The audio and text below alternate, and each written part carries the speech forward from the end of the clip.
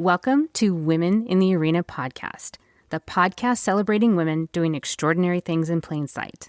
I'm your host, Audra Egan, and our mission is to elevate the value, strength, and resilience each woman brings to the world.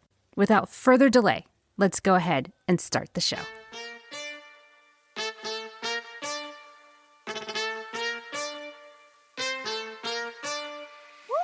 Oh, snaps, it's me again.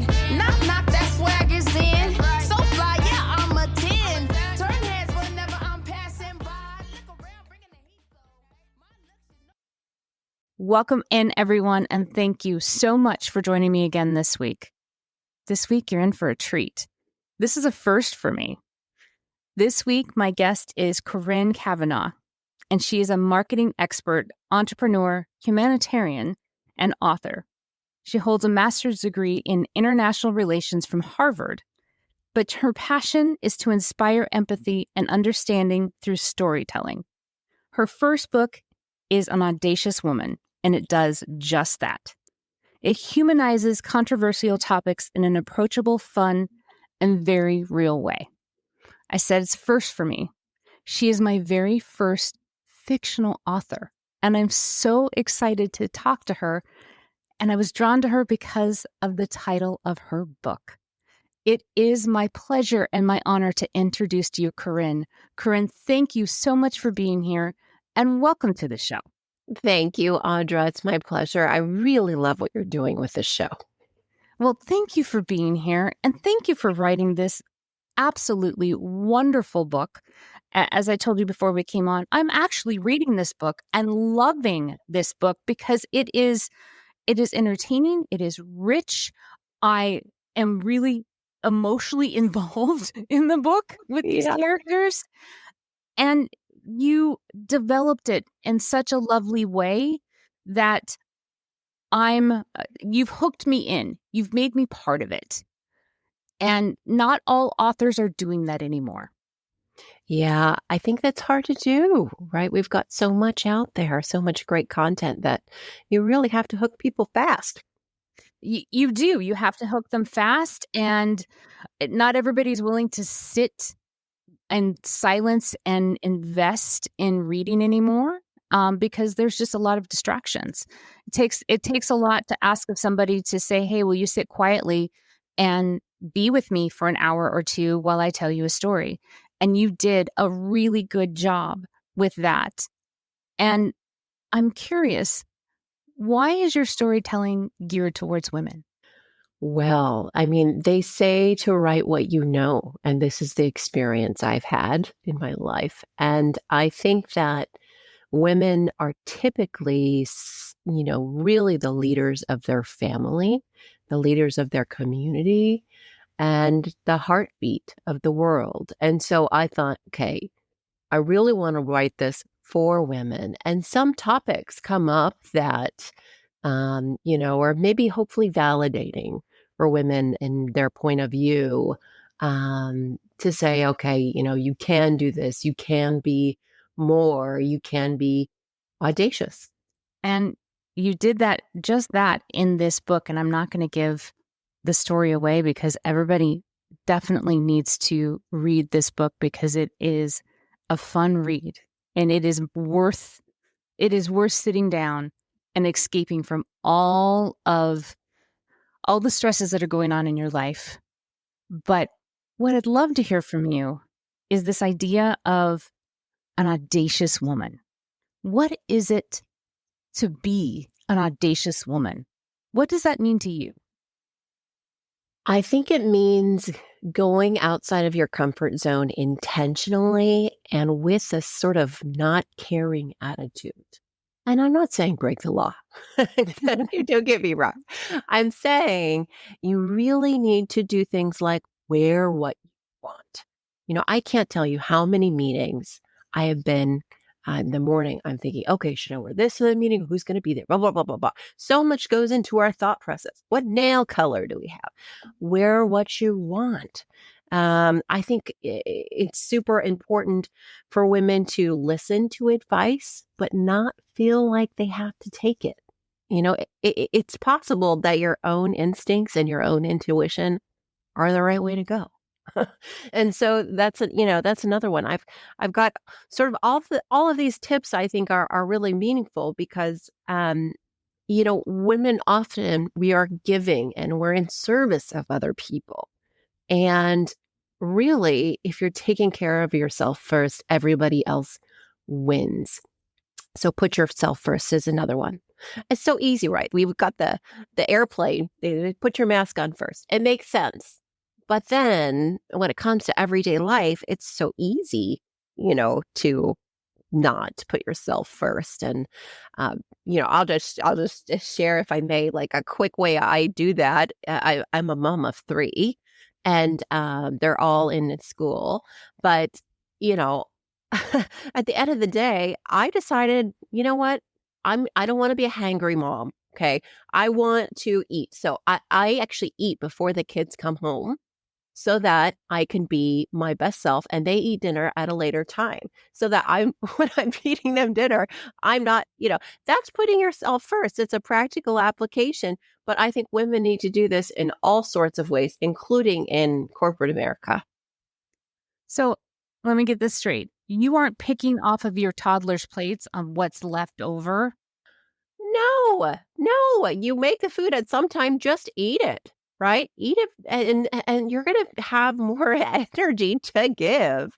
And it's the same thing in the career and the workplace. I think, you've got this whole other thing happening in your life. Well, that's demanding a lot of your time and attention, but in that realm, you can still put yourself first. I'm in the age category where I've had several friends come to me and say, hey, I'm thinking about having a baby next year. And I'm really excited about it. But my boss just came to me and suggested I should take this project or I should take this promotion. And they're coming to me as a friend. They say, well, do you really think I could do that? Like, I don't know if I should take this project. And I'm thinking to myself, would your significant other take that project?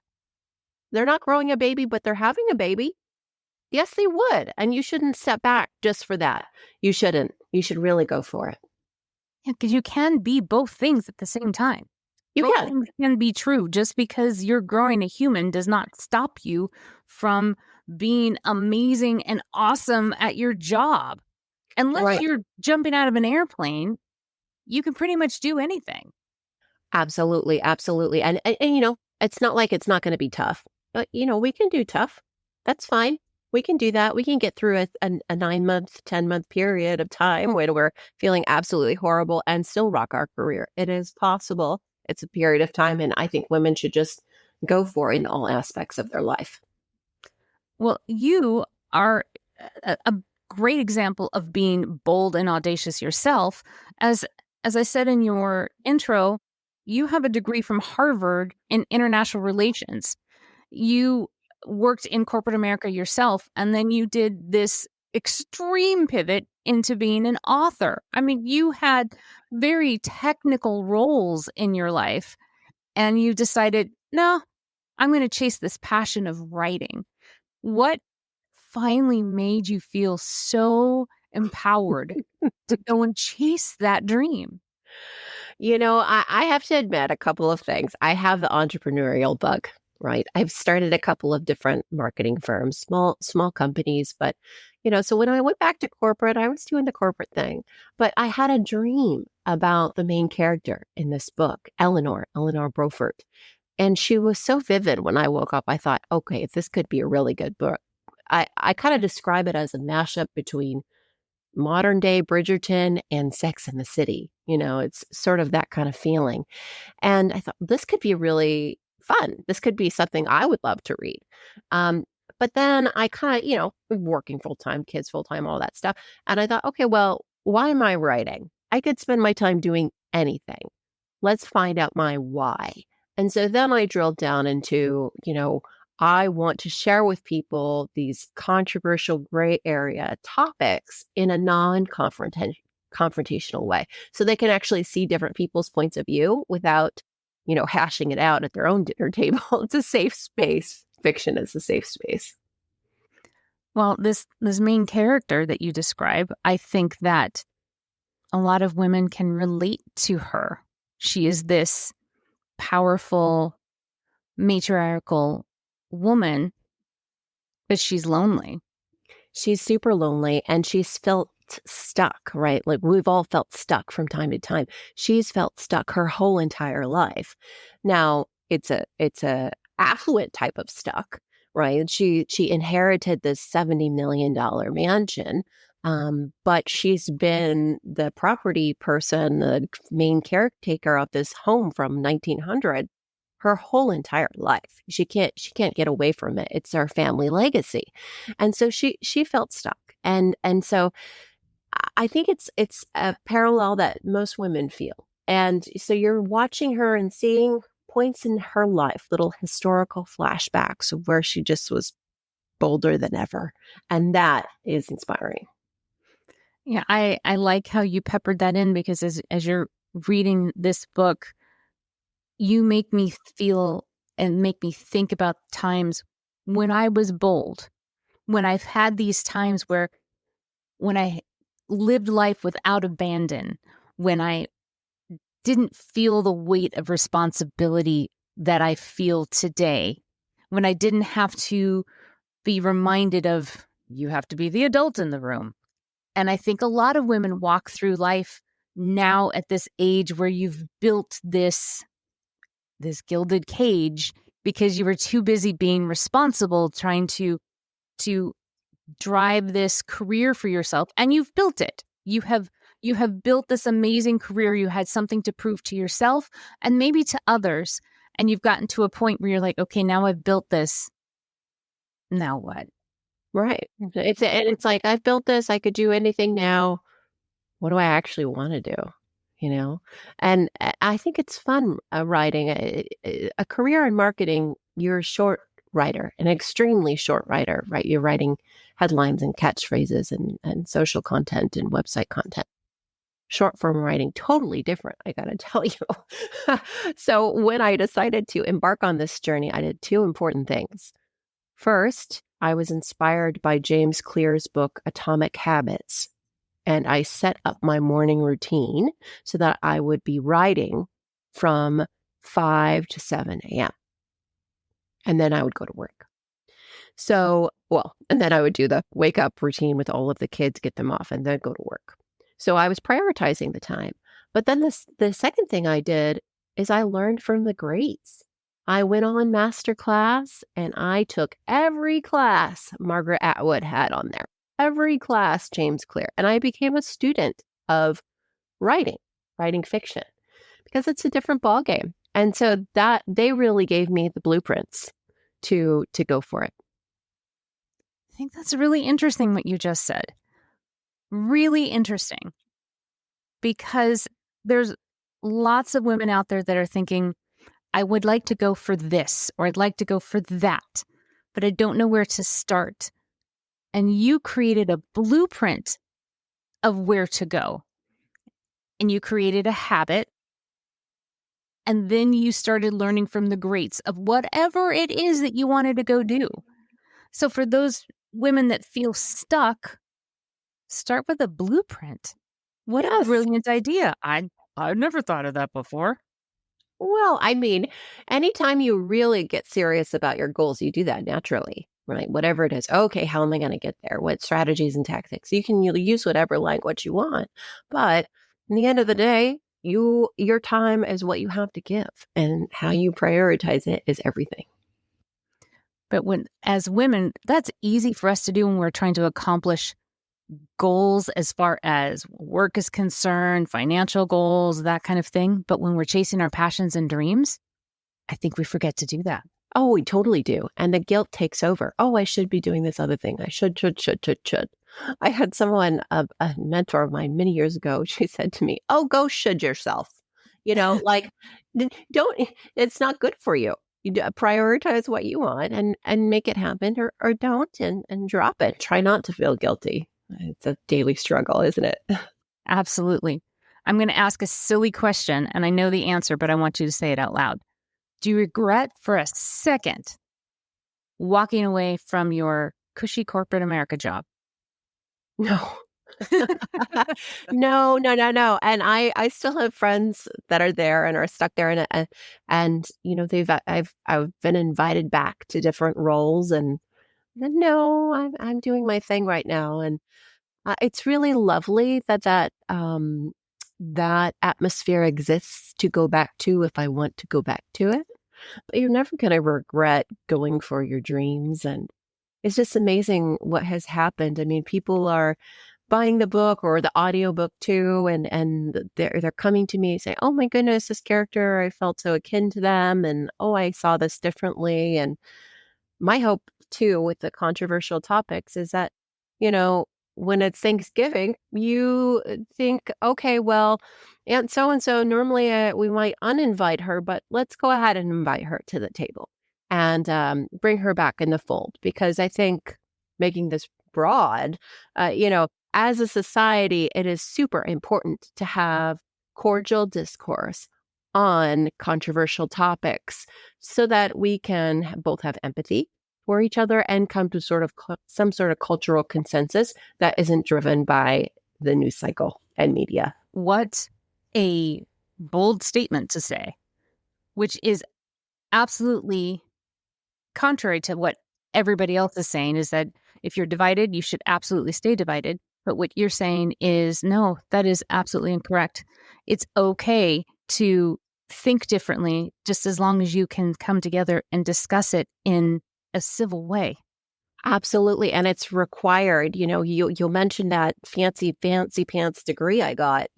I studied democracy and democratization and how democracies are built and why they fail.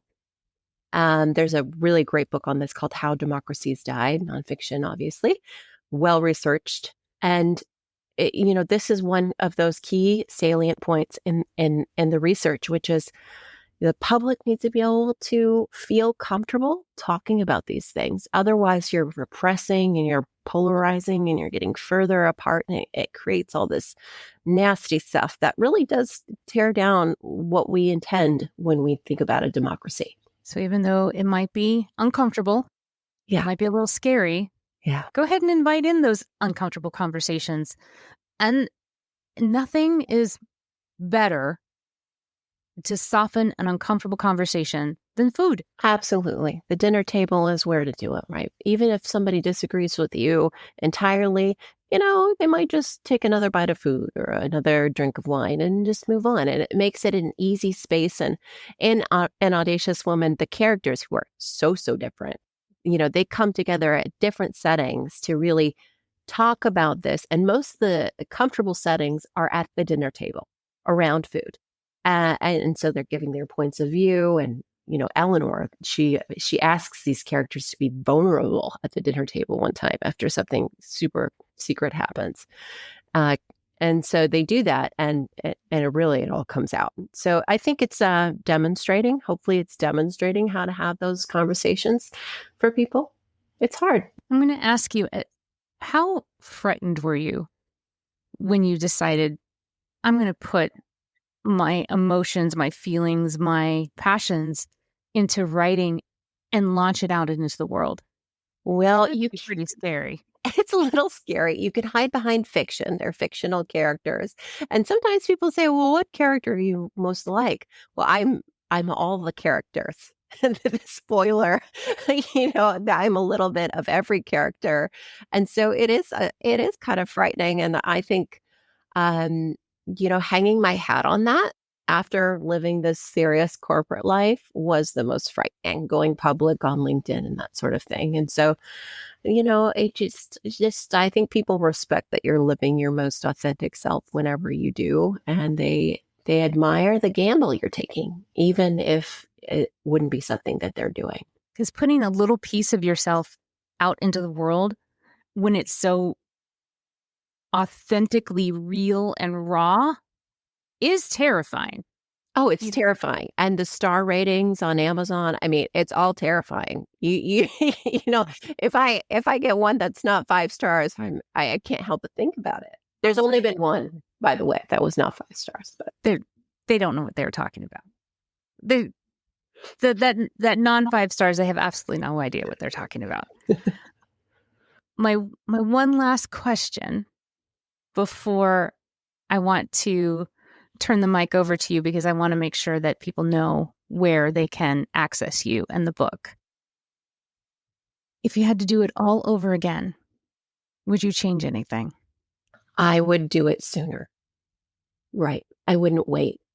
I think, it's very easy to think about all these things you have going on in your life. But if you've got this inkling, this one idea you've been meaning to do, don't wait. Just do it. Corinne's telling you to be bold faster. Be bold faster. I mean, we spend all this time pleasing other people and, just take a portion of that time back and do what you need to do to live your biggest dreams. And we've got one ride. Might as well go and chase them. Absolutely. Absolutely. So where can the audience reach you, get access to these amazing books, and where can they read more about this amazing woman, Eleanor? Okay, well, an Audacious Woman can be found on Amazon. It's available on paperback, Kindle, and audiobook too. So Audible and iTunes. And I would be honored if you followed me on Instagram. It's Corinne Cavanaugh. So CORINNECAVA is my Instagram handle. So follow the journey there and you'll get some sneak peeks and information about book 2, which is coming out. Because this is a series of 3 books, which I am so excited about, because once you're hooked, you're hooked. Oh, yeah. I mean, in the first book, you're rooting for a winner, right? You were telling me before we aired that you're rooting for someone and someone wins. And so what do? And you get to see them live out their dreams and ambitions for the estate. And then Eleanor frees herself up. So you get to see her travel the world in book 3. Which is also pretty exciting to watch that happen too, because I'm also rooting for her and her love life. Exactly. So this is another part of the show that I enjoy, where I get to shut up because I want to give you an opportunity that you get to have an intimate moment directly with the audience, that you can leave them a moment of inspiration. So the mic is yours. Well, I think too often low self-confidence or insecurity has held us back. And everybody knows this. We're always looking for that next thing. But I want to encourage the audience to turn to these fearless fiction female protagonists to not only help them have a good time when they're reading their book at night or on the weekend, but also to be inspired by their tenacity and audacity. And I hope that they find that and that not only an escape, but also a bit of inspiration. Thank you for that. And I will make sure that all of your links to your books, to your website, are all in the show notes. Thank you for spending this time with me. Thank you for your characters. And thank you for your boldness. Oh, thank you, Audra. You're bold too. From one audacious woman to another. You are doing this podcast, and it's really wonderful. Thanks. Well, thank you. And thank you for spending the time with me today. I really do appreciate it. And I thank all of you for being with me again this week. Take care of yourselves. Take care of each other. And we'll see you again next time. You can't stop me. That's our show. Thanks so much for hanging out with me today. It is my pleasure to be the ambassador of these women's stories. It is my hope that they inspire, that maybe they educate, and above all, that they make you feel like you're not so alone in this big world of ours.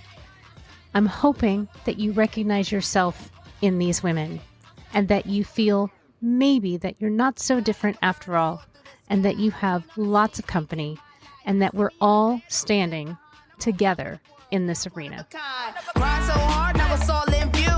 Ain't no one that can do what I do. The world's my runway. Watch me slay. Can't touch my swag. Just watch replay. They used to doubt me, now they scream and cheer. Copy my moves and it's crystal clear. Box me in, so out of this frame. Can't keep up, you're not in my lane. You can't stop me. I'm up too high, can't top me.